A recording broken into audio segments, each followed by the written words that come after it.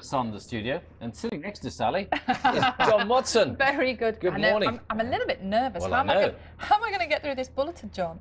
Well, how could I possibly compare? You need one of those stress tests to see if you're I going to know. get any I've already done that. Okay, right. Apparently, I'm quite good under pressure. The thing is, you can work at this time in the morning. I'm usually in bed. It's okay. You've got a moment just to wake up. I'm going to tell everybody what happened with the football last night. Right. You snooze for a second. Right, okay.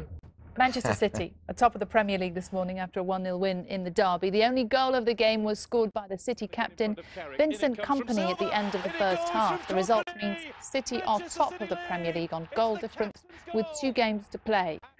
Excuse me. With so much at stake, there was the inevitable touchline disagreement between the two managers. Look at that.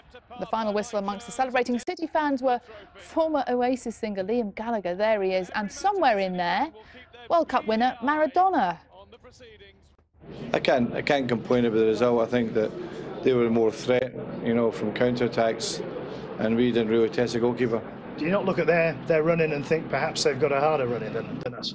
Only 2 games. When you win 2 games of football and they've won a week. We are happy, but don't change nothing.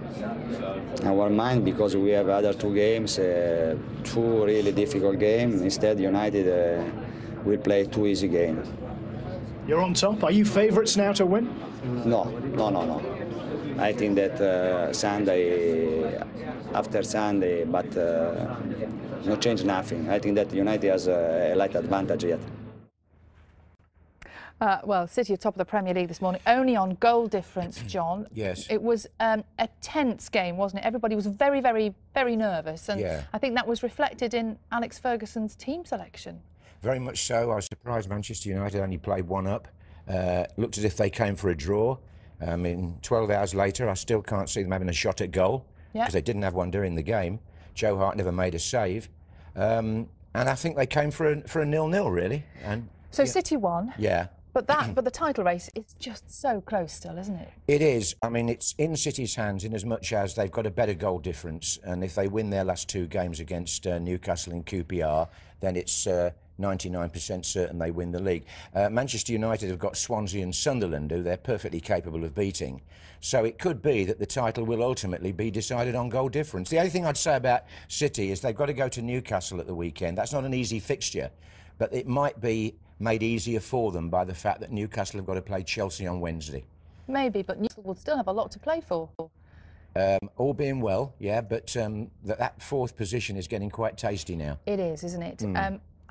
Also, we have to mention Roy Hodgson this morning. Yes. Looking very much like he's going to be England manager by the end of the day. Were you as surprised as everybody else? No, not at all. No. I thought that would happen. I thought that the FA would go for a man who had international experience, a technical coach who's been on all the committees at these big tournaments in the past, and most important, I think, the Burton project, which everybody now is beginning to realise. So what is the Burton project? Well, why is this so it's the new important? National Football Centre where all the coaching will be done and the teams will go, and there'll be a nerve centre, really. It should have been built years ago. It should have preceded the new Wembley if the FA had done it in the right order. But now, at last, it's going to be open this summer. Now, I think Hodgson is the kind of guy who will involve himself with that.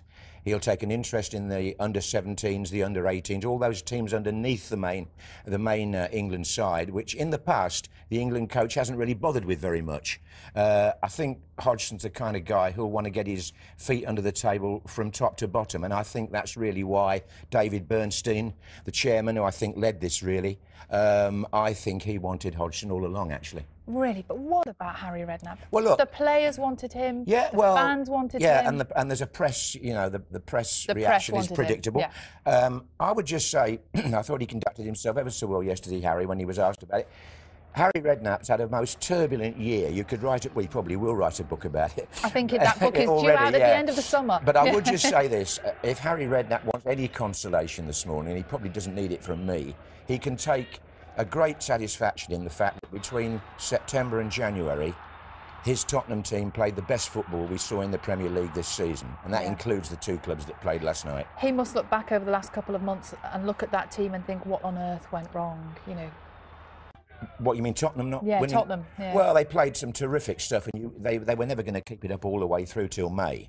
I mean, you don't play that well every game. But they suffered perhaps from the attention on him. That's the popular conception. I don't necessarily go along with that, but I tell you, we're talking to the chief executive of the Premier League last night, Richard Scudamore, and we agreed that this has been the most amazing, exciting, contentious season in the 20 years of the Premier League. There's been a story every day, and today we've got two, haven't we? And also, well, let's go back to where we started. That game last night, can you believe at this point in the season, it's so close? Well, coming back to the game, Manchester United had 5 attackers on the bench, but they weren't on the pitch. And sometimes when you play like that, margins are very narrow. Yeah. And I thought I was pleased for Vincent Kompany, because, I mean, he's a defender and they don't always get credit, but I think he's been a powerful influence for Manchester City this season. He has been fantastic for that club, hasn't he? And yeah. Interesting to see just a little flashpoint for Alex Ferguson last night, that pressure getting to him. Well, I think it is to a lot of managers at this stage of the season, isn't it? I mean, they were all doing their Wenger imitations at Stoke on Saturday, and I think last night that things boiled over very, very briefly. But I must just say this, much as we malign referees nearly every time we talk about a match, I thought that Andre Mariner had a very good game. He did, didn't he? A very good game, and he kept that tension. Man of the match, some people have said. Well, fair enough. He kept that tension just underneath the boiling point all the time, and his assistants did well. And I thought, that game had been so overhyped. You know what I mean? In a way, I'm glad it's over now, and then we can sort of commit. Then, who is going to win the Premier League this year? Well, I think City will win it now, as long as they keep their nerve at Newcastle. Yeah, and that's key, isn't it? That's what we've been talking about. Keeping your nerve, right. Working well under pressure. Yeah. I'm so impressed at getting up so early. Oh, don't worry. You get used to it. You get used to it. 3:30. Brilliant. How you You guys get in here for 6 o'clock tomorrow morning. Never again. He's going to go to lie down. Have a lie down to celebrate. I'll come with you. No, there's an offer. It's